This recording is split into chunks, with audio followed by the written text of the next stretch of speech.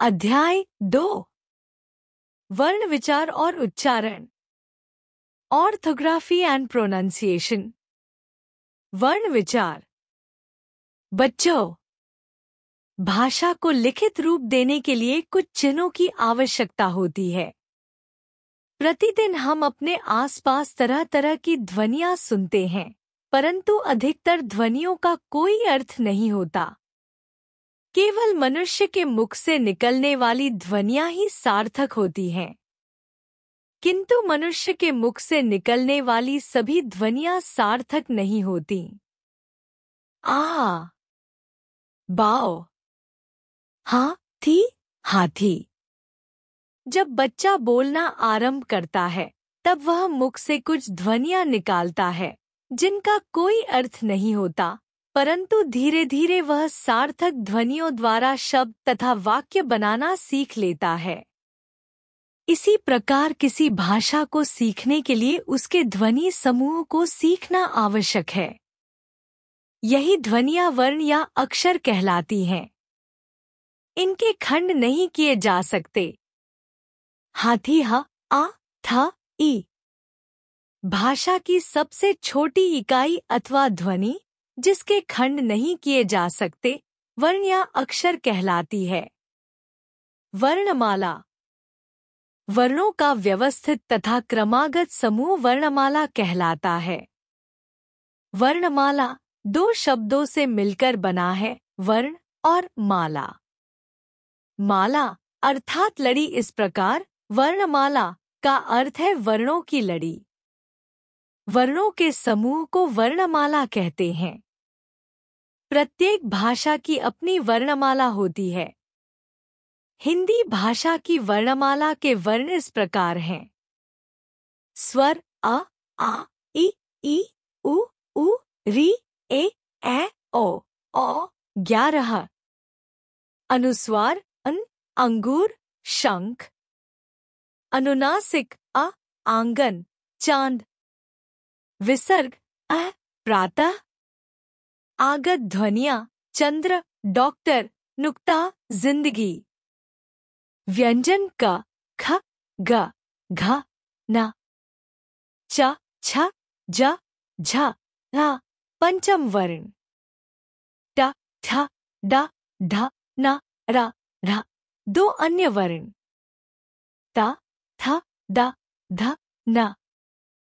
प, फ, ब, भ, म। य, र, ल, व। श, स, ह। 33। संयुक्त व्यंजन क्ष, त्र, ज्ञ, श्र। 4। वर्ण के भेद। वर्ण। स्वर। ह्रस्व स्वर, दीर्घ स्वर, प्लुत स्वर। व्यंजन। स्पर्श, अंतस्थ, ऊष्म और क्षिप्त। संयुक्त। वर्ण। जिन वर्णों का उच्चारण अन्य ध्वनियों की सहायता के बिना किया जाता है, वे स्वर कहलाते हैं। इनका उच्चारण करते समय हवा बिना रुकावट के मुख से बाहर निकलती है। हिंदी में स्वरों की संख्या 11 है। आ, ई, उ, री, ए, ओ। उच्चारण के समय के आधार पर स्वर के निम्नलिखित 3 भेद हैं। पहला ह्रस्व स्वर, दूसरा दीर्घ स्वर, तीसरा प्लुत स्वर। पहला ह्रस्व स्वर जिन स्वरों के उच्चारण में बहुत कम समय लगता है, अर्थात जिन स्वरों की मात्रा एक छोटी होती है, वे ह्रस्व स्वर कहलाते हैं, जैसे आ, ई, उ और री। दूसरा दीर्घ स्वर जिन स्वरों के उच्चारण में ह्रस्व स्वर से 2 गुना समय लगे, अर्थात जिनकी बड़ी मात्रा होती है, वे दीर्घ स्वर कहलाते हैं, जैसे आ, ई, उ, ए, ओ। इन्हें निम्न कारण से दीर्घ कहते हैं। आ, ई, उ, आ, ई, ए, ए ए आ ओ ओ आ ओ ओ। 3 प्लुत स्वर। इस स्वर के उच्चारण में ह्रस्व स्वर से 3 गुना समय लगता है, इसलिए इसके आगे 3 का अंक 3 लिख देते हैं। इस स्वर का प्रयोग हिंदी में केवल ओम शब्द में देखने को मिलता है। ओम में ओ प्लुत स्वर है। स्वरों की मात्राएं। स्वरों का प्रयोग जब व्यंजनों के साथ किया जाता है तब उनका स्वरूप बदल जाता है। उनके मूल स्वरूप के लिए कुछ चिन्हों का प्रयोग किया जाता है। ये ही चिन्ह मात्रा कहलाते हैं। आ को छोड़कर सभी स्वरों की मात्राएं होती हैं। व्यंजन वे वर्ण जिनका उच्चारण स्वरों की सहायता से किया जाता है व्यंजन कहलाते हैं। इनके उच्चारण में हवा रुककर मुख से बाहर निकलती है। हिंदी में व्यंजनों की संख्या 33 है। संयुक्त व्यंजनों को मिलाकर ये 39 होते हैं। व्यंजन के निम्नलिखित 5 भेद होते हैं। स्पर्श व्यंजन, अंतस्थ व्यंजन, ऊष्म व्यंजन, उत्क्षिप्त व्यंजन, संयुक्त व्यंजन। पहला, स्पर्श व्यंजन। जिन व्यंजनों का उच्चारण करते समय जीभ मुख के अलग अलग स्थानों को स्पर्श करती है वे स्पर्श व्यंजन कहलाते हैं। इनकी संख्या 25 है। इन्हें 5 वर्गों में बांटा गया है। प्रत्येक वर्ग का नाम अपने वर्ग के पहले वर्ण के आधार पर रखा गया है। क वर्ग क, ख ग घ न। च वर्ग च छ ज झ थ। ट वर्ग ट थ ड ढ़ न। त वर्ग त थ द ध न। प वर्ग प फ ब भ म। प्रत्येक वर्ग के अंतिम वर्ण को पंचम वर्ण कहते हैं। दूसरा, अंतस्थ व्यंजन। इनके उच्चारण में वायु का अवरोध बहुत कम समय के लिए होता है। जिन व्यंजनों के उच्चारण में जीभ मुख के किसी भी भाग को पूरी तरह स्पर्श नहीं करती है वे अंतस्थ व्यंजन कहलाते हैं। इनकी संख्या 4 है। य र ल व। तीसरा, ऊष्म व्यंजन। जिन व्यंजनों के उच्चारण में मुंह से रगड़ खाने के बाद हवा में गर्मी ऊष्मा सी पैदा होती है वे ऊष्म व्यंजन कहलाते हैं। ये भी संख्या में 4 होते हैं। श श स ह। चौथा, उत्क्षिप्त व्यंजन। ये 2 हैं। ड ध। जिन व्यंजनों के उच्चारण में जीभ ऊपर उठकर झटके के साथ नीचे गिरती है उन्हें उत्क्षिप्त व्यंजन कहते हैं। ड़ ढ। पांचवा, संयुक्त व्यंजन। एक से अधिक व्यंजनों के मेल से बने व्यंजनों को संयुक्त व्यंजन कहते हैं। ये भी संख्या में 4 होते हैं। श्र श र अ। क्ष क श अ। त्र त र अ। ज्ञ ज ल अ। श्रमिक, क्षत्रिय, त्रिशूल, ज्ञानी। द्वित्व व्यंजन।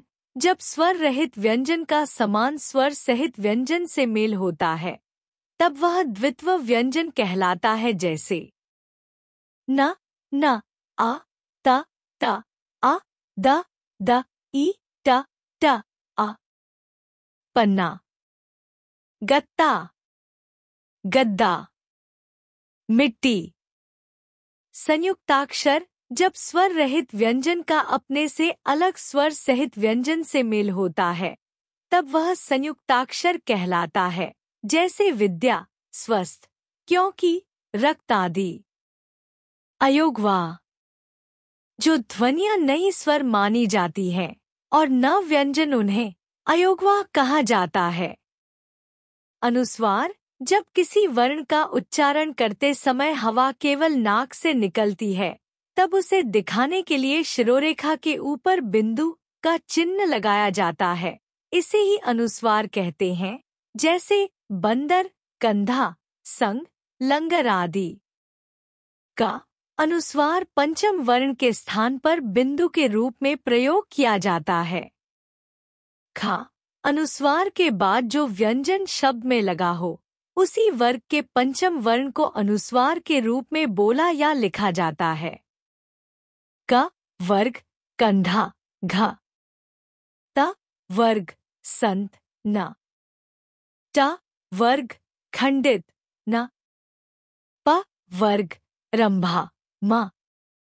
अनुनासिक जब किसी वर्ण का उच्चारण करते समय हवा नाक और मुख से निकलती है, तब उस वर्ण के ऊपर चंद्र बिंदु लगाया जाता है। इसे ही अनुनासिक कहते हैं, जैसे मांग, चांद, महंगा, हंसी आदि। का जब शिरोरेखा के ऊपर कोई मात्रा न हो, तब चंद्र बिंदु का प्रयोग किया जाता है, अन्यथा बिंदु का प्रयोग होता है, जैसे वहां, वहीं, कहां, कहीं आदि। विसर्ग इस ध्वनि का उच्चारण ह के समान होता है। यह स्वर नहीं है। इसे अ के साथ जोड़कर अ की तरह लिखा जाता है। इसका प्रयोग प्रायः शब्द के अंत में किया जाता है। इसे विसर्ग कहते हैं, जैसे प्रातः, अतः, स्वतः आदि। हलंत स्वर रहित व्यंजन का प्रयोग करने पर उसके नीचे एक तिरछी रेखा लगा दी जाती है। यह रेखा हल कहलाती है। हल युक्त व्यंजन या शब्द हलंत कहलाता है, जैसे महान। र के विभिन्न रूप। र व्यंजन अपने मूल रूप में तथा अन्य व्यंजनों के साथ संयोग करने, जुड़ने पर मात्रा के रूप में प्रयोग किया जाता है। पहला र अपने मूल रूप में रण, रात, रुपया। दूसरा र जब र स्वर रहित होता है, तब वह रेफ कहलाता है तथा अपने से अगले वर्ण के ऊपर लगाया जाता है, जैसे आधा र, म, रिम। क आ र म आ कर्म। आधा र, ब, रब। श आ र ब आ ता आ शरबत। तीसरा र जब र से पहले वाला व्यंजन स्वर रहित होता है, तब उस व्यंजन को पूरा लिखा जाता है तथा र को उसके पैर में लगाया जाता है। इसे पदेन कहते हैं, जैसे प र अ प्र, प र अ ध आ न आ प्रधान। क र अ क्र, क र इ या आ क्रिया। चौथा जो व्यंजन नीचे से गोल होते हैं, यानी ट, ठ, ड, ढ, उनके साथ र को इस प्रकार लगाया जाता है, जैसे ट र अ त्र, राष्ट्र। ड र अ ड्र, ड्रम। पांचवा श के साथ र जुड़ने पर श्र हो जाता है तथा त के साथ र का संयोग होने पर त्र बन जाता है, जैसे श र अ श्र, श्रीमती। श्रद्धा।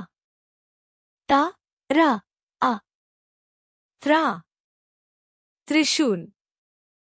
पत्र।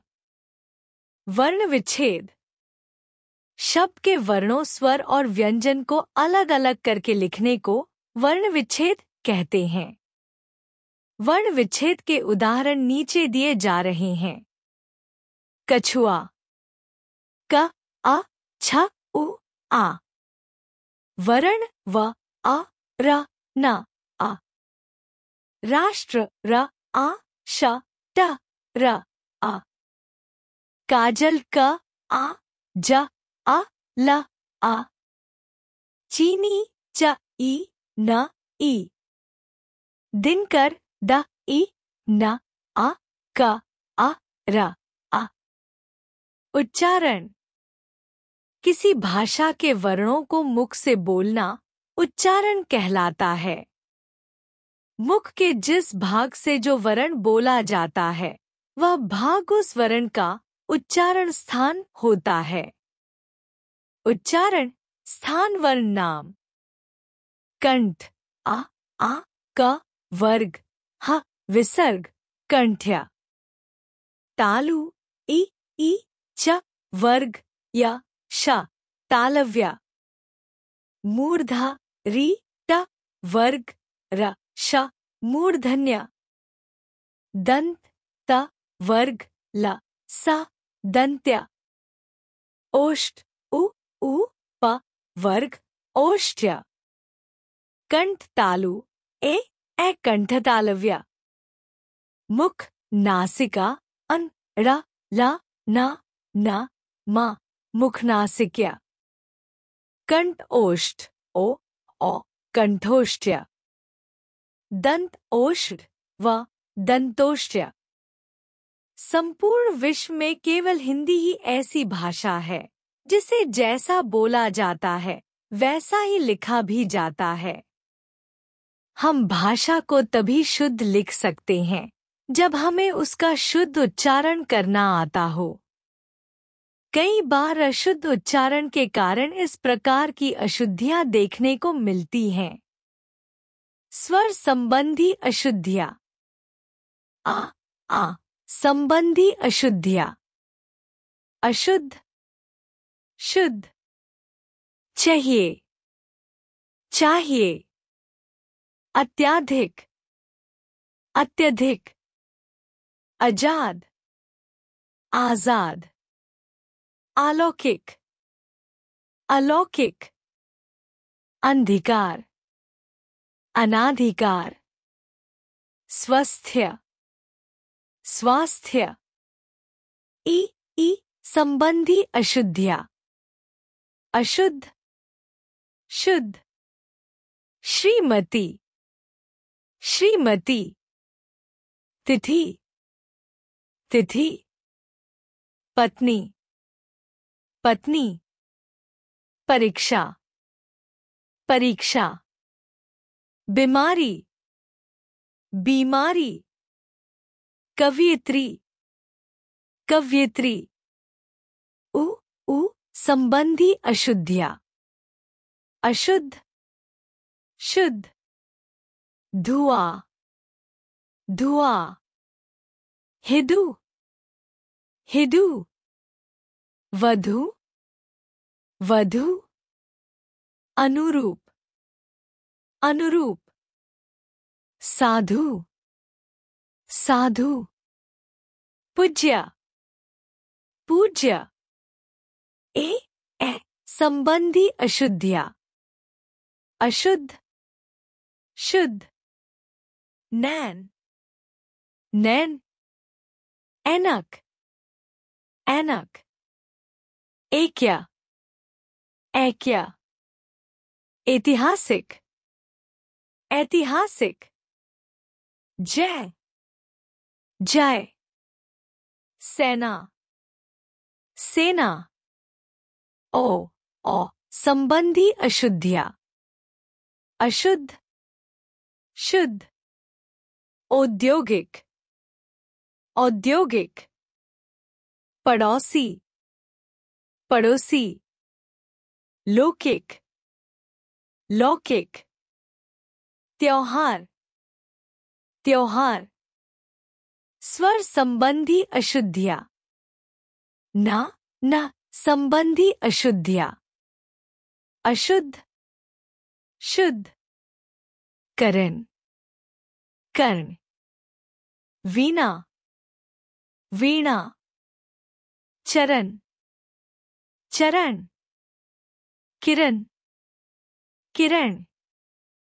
हिरण हिरण। रामायण रामायण।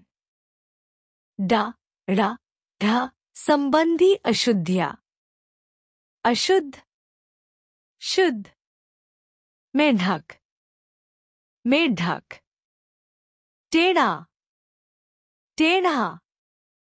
पढ़ाई, पढ़ाई, बढ़ाई, बढ़ाई। चढ़ना, चढ़ना। अनपढ़, अनपढ़। अन्य अशुद्धियाँ, अशुद्ध, शुद्ध। विशेषता, विशेषता। प्रसाद, प्रसाद। वृक्ष, वृक्ष। सन्यासी, सन्यासी। प्रशंसा, प्रशंसा। पांचवा, पांचवा। पूजनीय, पूजनीय। ब्राह्मण, ब्राह्मण। कृपा, कृपा। उज्ज्वल, उज्ज्वल। घनिष्ठ, घनिष्ठ। आशीर्वाद, आशीर्वाद। हमने जाना, भाषा की सबसे छोटी इकाई जिसके खंड नहीं किए जा सकते वर्ण या अक्षर कहलाती है। वर्णों के समूह को वर्णमाला कहते हैं। वर्ण के दो भेद होते हैं, स्वर और व्यंजन। जिन वर्णों का उच्चारण अन्य ध्वनियों की सहायता के बिना किया जाता है वे स्वर कहलाते हैं। स्वर के तीन भेद होते हैं, ह्रस्व स्वर, दीर्घ स्वर और प्लुत स्वर। वे वर्ण जिनका उच्चारण स्वरों की सहायता से किया जाता है उन्हें व्यंजन कहते हैं। व्यंजन के 5 भेद होते हैं, स्पर्श व्यंजन, अंतस्थ व्यंजन, ऊष्म व्यंजन, उत्क्षिप्त व्यंजन और संयुक्त व्यंजन। जो ध्वनियां न तो स्वर मानी जाती हैं और न व्यंजन, उन्हें अयोगवाह कहा जाता है। किसी भी भाषा के वर्णों को मुख से बोलना उच्चारण कहलाता है।